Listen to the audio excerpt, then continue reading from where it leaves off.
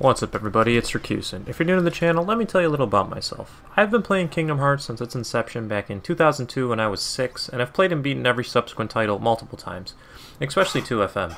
As I got older, I started to become less casual and really get into the game, playing 2FM on critical and doing level 1 runs, all while appreciating the game's hidden mechanics such as revenge values, damage multipliers, and things of the sort.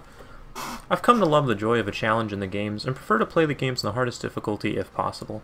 I love the series for not only its intuitive gameplay, but also the story. It's absurd, yes, but I still love it all the same. I'm quite passionate about this series and want KH3 to be the best it can be in terms of gameplay, mechanics, and overall functionality. Thanks for checking out the video, and let's get right into it. So, we are less than 5 months out from KH3 releasing, and one of the biggest questions in everybody's minds is KH3 still floaty? Sadly, yes. It seems as though they have not implemented much change in Sora's weight and the animation. He still doesn't begin to descend until his attack animation finishes. Now, what does floaty really mean?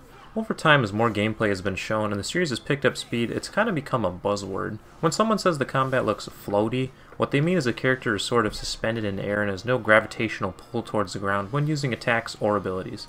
A good example is looking at KH1 combat or KH2's combat. Notice how when Sora is attacking an air, he's still falling down. Gravity is working. This makes the combat more fast-paced and leaves you less open by letting you hit the ground faster and able to obviously move easier and use defensive moves such as dodge rolling or guarding. You can finish your combo without the fear of being too open or stuck in an animation.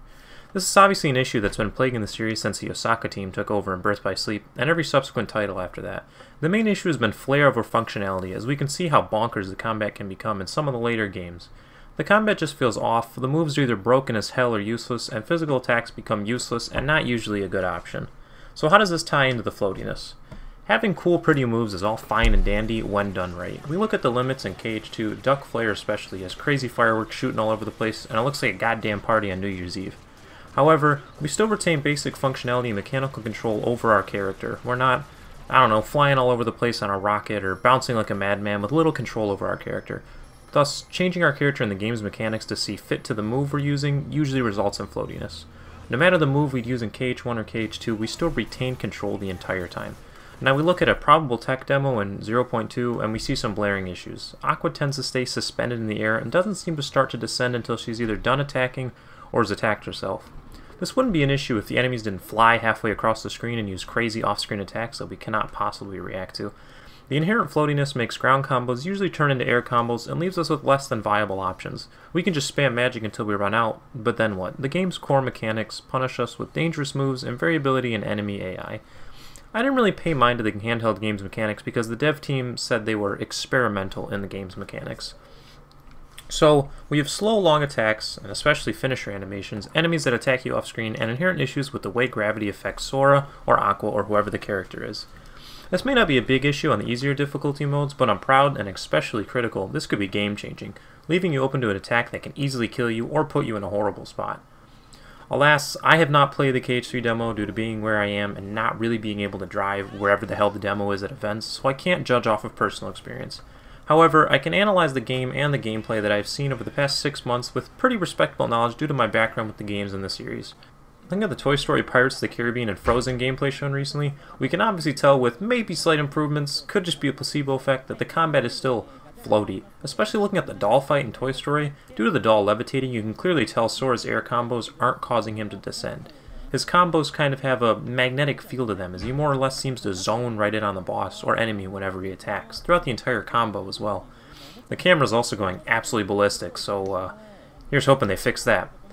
One big positive take was that the gameplay they showed for Pirates of the Caribbean looked absolutely stellar, with the Stormblade transformation being my favorite animation so far. The Dragoon transformation looked quite good and seemed to keep Sora grounded with his combos, but that could just be because all the enemies were on the ground and not really getting knocked up. Looking at Frozen, it's kind of difficult to gauge the combat due to the Starseeker transformation keeping you suspended for most of the entirety of the attacks, spinning and having a grand old time. It looks less floaty and more just completely aerial focused, so take that with a grain of salt. The Olympus Coliseum gameplay still seems to be the same from what I saw and in the TGS demo, no mechanical changes there. So yes, KH3 is still floaty, but is that a bad thing? Is inherent floatiness in the combat at its core a bad thing? No, we always enjoyed the aerial combat in KH1, Recom, and 2, but in the other titles we were less inclined to be in the air. It was optimal to knock enemies up and bang out an air combo real quick.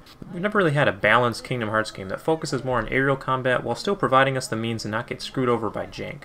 The fact we can act on moves instantly and cancel combos into air slides or dodge rolls is something the series has yet to see. We kinda saw it in 0.2, but it didn't really do it any justice. I'm presenting a thesis that, if done right, Kingdom Hearts 3 can be floaty while still retaining good basic game functionality. Due to implementing the ability to cancel out attacks and hopefully finishers, we can come to a conclusion that we have the possibility of being safe while still carrying out crazy flashy attacks. I feel like many of us want KH3 to be Kingdom Hearts 2, and it might cloud our judgment a little in terms of judging the game as a whole. Yes, there are issues still present from the most recent gameplay at Tokyo Game Show 2018, but there are also many positive points. The game looks stunning, with jaw-dropping spectacle and beauty. There's so much variance in combat without it harkening to the old command style of variable combat, and Sora looks like it controls quite smoothly with ground or air combos. The game does seem to be quite air combat based, but if provided the necessary tools to keep the game from screwing us over, I think inherent, almost purposeful floatiness in KH3 won't be bad or game breaking. We don't really know a ton, and the information we do know is mostly speculation based, or from just what little gameplay we might have experienced ourselves. I'm not defending floatiness, in fact I hate it, and every time it's been in a KH game, it's left a bad taste in my mouth. But I love this series to death, and I'm willing to play devil's advocate to KH3, hoping that they can finally nail this odd, air-centric combat. Anyways, rant over. Leave me a comment if I missed anything, or if I kinda went too off topic. This is my first big discussion video of this sort, so leave any feedback or criticism you may have so I can optimize your viewing experience in the best possible way. If you like what you saw, feel free to subscribe for more videos like this and other fun Kingdom Hearts content. Thanks again for sticking around to the end, and I'll see you guys later.